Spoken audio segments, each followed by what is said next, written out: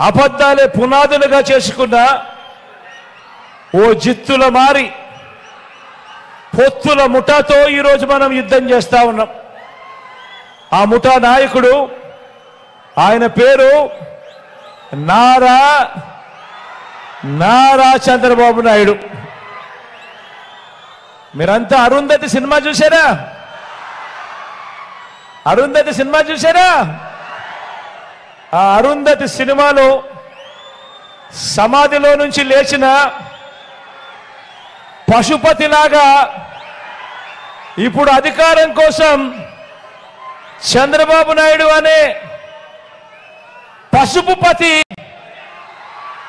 5 ఏళ్ల తర్వాత లేచి వచ్చి వదల బొమ్మాలి వదల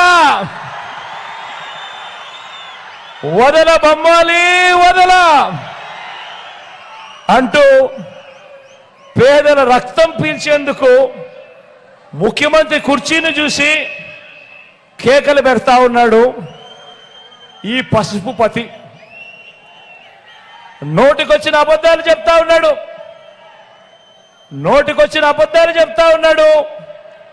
ఈ వదల బొమ్మాలి గురించి వదల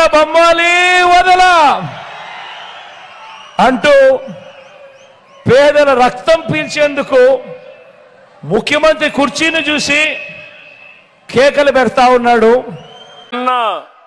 ముఖ్యమంత్రి మాట్లాడుతున్న ఒక మాట అన్నాడు, పశుపతి అన్నాడా లేదా? ఆ మాట విని నవ్వుకున్నా. నేనేం ఆశ్చర్యపోలేదు. పశుపతి అంటే ప్రపంచాన్ని కాపాడినటువంటి శివుడు. అందుకే నేను శివ అవతారం ఎత్తాను. నేను ఆ మాట కూడా అంగీకరిస్తున్నా.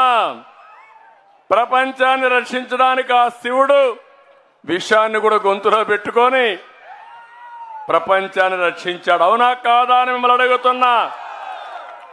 నేను కూడా 5 సంవత్సరాలు మీరు చూశారు. ఎన్ని దాడులు, ఎన్ని దోపిడీలు నా మీద మాట్లాడినా, లేకపోతే మిత్రుడు పవన్ కళ్యాణ్ గారిని అడుగడుగునా ఇబ్బందులు పెట్టారా లేదా అని మిమ్మల్ని అడుగుతున్నా. భయపడ్డామా మీకోసం? అరెస్టులకు ఏమైనా భయపడి ఇంటికి పారిపోయామా మేము? అందుకే నేను భరించా. ఎన్నో అవమానాలు పడ్డా.